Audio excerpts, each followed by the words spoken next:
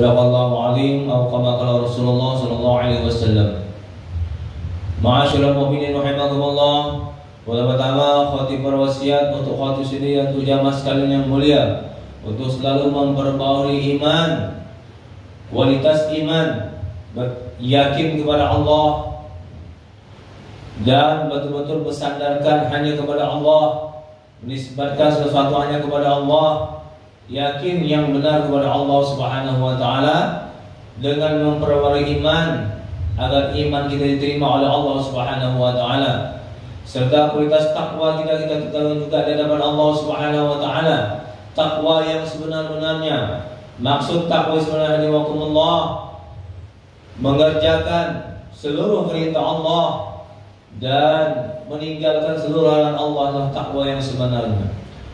Setelah itu kita panjatkan puji syukur kepada Allah Subhanahu wa taala dengan selalu ucapan alhamdulillah rabbil alamin atas nikmat yang banyak Allah berikan kepada kita, baik nikmat yang nampak bahkan nikmat yang tidak nampak, dan kita yakin semuanya itu datang dari Allah Subhanahu wa taala. Allahu jalla jalaluhu. Ma'asyiral mu'minin rahimakumullah, serta salawat untuk baginda Nabi Muhammad sallallahu alaihi wasallam. Sallu ala nabi. Allahumma shalli wa sallim ala sayyidina Muhammad. Semoga Allah taala bangkitkan kita lagi bersama para nabi dan rasul dan bersyafaat bagi Nabi Muhammad sallallahu alaihi wasallam. Amin ya rabbal alamin.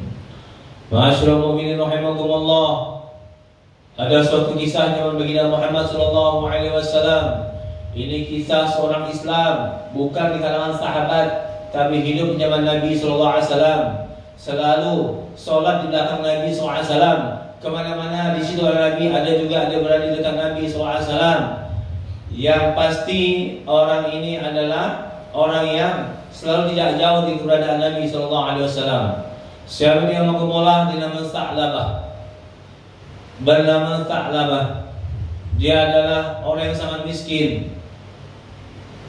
Pada suatu kisah Nabi SAW selalu dalam sholat fardu berjamaah. Selesai sholat Nabi mengucapkan Assalamualaikum warahmatullahi wabarakatuh sebelah kanan, Assalamualaikum warahmatullahi wabarakatuh sebelah kiri. Maka Sa'labah langsung lari, tidak lagi berzikir dan tidak lagi doa kepada Nabi SAW. Tidak ikut zikir dan berdoa kepada Nabi SAW dan tidak mengaminkan doa Nabi SAW. Itu telah terjadi dalam beberapa hari, sehingga Nabi SAW penasaran bertanya kepada Sa'labah apa yang terjadi kepada beliau, sehingga buru-buru tak sempat zikir, tak sempat lagi mengaminkan doa Nabi SAW. Maka Nabi panggil dua orang utusan untuk panggil Sa'labah untuk menghadap Nabi SAW. Begitu ketemu Nabi SAW, Sa'labah ditanya Rasulullah, wahai Sa'labah, kenapa engkau setelah sholat tak lagi zikir, tak lagi kan aminkan doaku? Pada doanya otaknya ibadah. Salah satu doa yang adalah amal senangi oleh Allah Subhanahu wa taala. Maka saya mengatakan, ya Rasulullah, aku ini miskin, sarungku atau kainku hanya satu lembar saja. Makanya aku buru-buru tinggalkan daripada zikir dan doa bersamamu, karena istriku akan bersolat dan akan sama-sama berganti kain sarung setelah aku dan dia. Makanya aku antar sarung itu ke rumah dengan terburu-buru. Maka yang mulai contoh, apabila ada orang Islam setelah sholat berjamaah lari, tak lagi zikir, tak lagi doa, berarti ini contohlah Sa'labah yang kurang baik di hadapan Nabi SAW. Yang kedua, alhamdulillah, Sa'labah pun mengatakan, ya Rasulullah, engkau ini kan kekasih Allah, engkau ini kan manusia terbaik di hadapan Allah Subhanahu wa taala. Cobalah engkau doakan aku biar aku jadi orang kaya. Maka Nabi mengatakan, wahai Sa'labah, engkau pikir-pikir dulu permintaanmu itu. Engkau pikir-pikir dulu, aku kasih waktu sebelum aku doakan engkau. Maka Nabi SAW bersabda, ya Sa'labah, keadaanmu hari ini, rezekimu hari yang kau anggap sedikit, apabila engkau syukuri, maka itu lebih baik daripada engkau banyak harta tapi nanti engkau tak mampu untuk memikulnya. Maka Sa'labah berpikir beberapa hari dengan perkataan Nabi SAW, datang kepada Rasulullah. Maka dia masa, ya Rasulullah, aku siap. Mudah-mudahan nanti aku dengan kaya, aku rajin ke masjid, aku akan berkorban di jalan sedekah dan berinfak di jalan Allah serta berjihad di jalan Allah.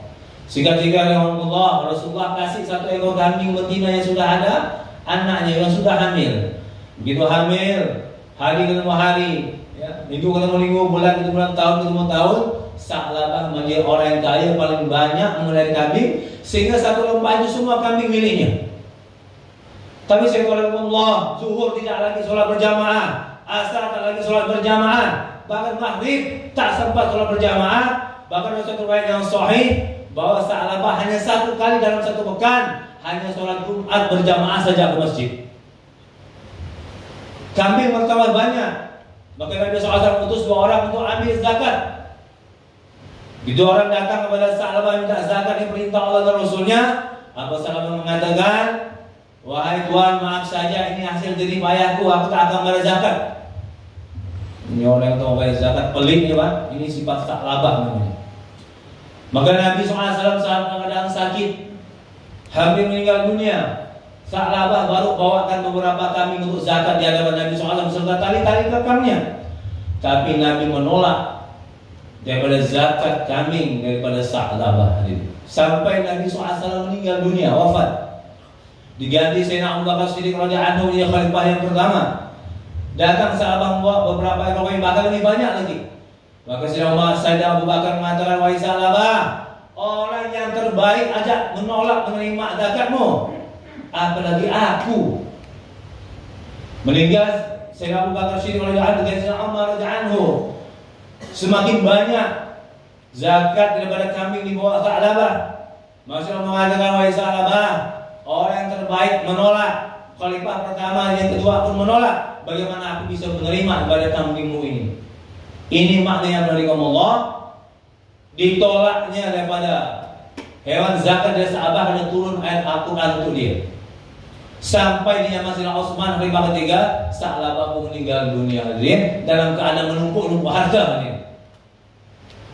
Masyaallah rahimakumullah. Ini salah satu contoh cerita dari Nabi SAW untuk kita semua hadirin. Para ulama selalu beri nasihat kepada kita, rahimakumullah.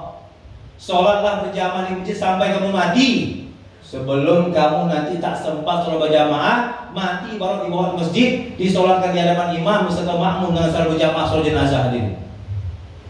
Kenapa hadirin Allah? Ini penting, ketaatan kepada Allah. Walaupun hari ini miskin kaya, kalau dia taat kepada Allah dia akan beruntung. Tapi hari kebanyakan Allah umum bagi kita semuanya. Apabila kita sikit rezeki dekat kepada Allah, tapi bila Allah uji dengan harta yang banyak, maka akan semakin jauh daripada Allah Subhanahu wa taala. Ini perkara yang nyata Allah. Salatlah berjamaah. Jangan mengatakan nanti aku sholat berjamaah, nanti aku belum mati hadirin. Kapan-kapan saja sholat berjamaah, nanti aku belum kapan ya hadirin. Masyaallah. Di dalam Al-Quran Allah Ta'ala berfirman dalam surah Al-Munafiqun ayat 9, 8-9. Qala rabbi laula akhartani ila ajalin qarib. Wahai Tuhanku, andai saja kau tangguhkan kematianku yang telah dekat datang kepadaku, ila ajalin qarib fasaddaq, maka aku akan sedekahkan hartaku ya Allah. Aku akan himpahkan semua hartaku ya Allah. Yang ada simpan-simpan yang aku tahu akan himpahkan semua jalanmu ya Allah.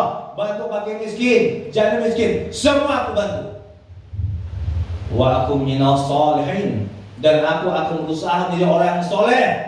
Dan engkau lihat Allah, aku akan jadi orang soleh. Aku akan jadi orang yang bertakwa.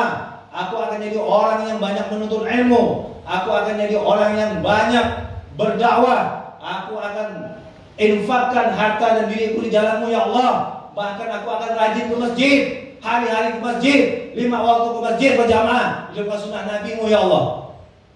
Alhamdulillah. Ini adalah perkataan isyarat dari Allah dalam Al-Quran tentang orang yang menyesal waktu hidup dalam keadaan kaya, tak mau sholat berjamaah, lagi miskin hadirin. Dalam keadaan dia lalai, begitu sudah mati, dalam Allah berjanji akan jadi orang soleh hadirin. Jangan sampai dengan Allah tak cukup dengan peringatan khutbah di atas mimbar ini hadirin. Banyak orang-orang menyampaikan dakwah bahkan dari rumah ke rumah, hatta masuk ke rumah kita mengajak sholat berjamaah, kita enggan hadir. Hanya satu waktu saja, yaitu sholat Jumat itu seminggu sekali. Apa beda dengan orang isi gereja hadir? Masyaallah, jangan sampai itu seperti itu hadirin. Jadi orang yang menyesal di dunia sampai menyesal di akhirat, percuma hadirin. Jangan sampai Allah ada orang ajak ke masjid, kita banyak janjinya tapi tak terlaksana hadirin.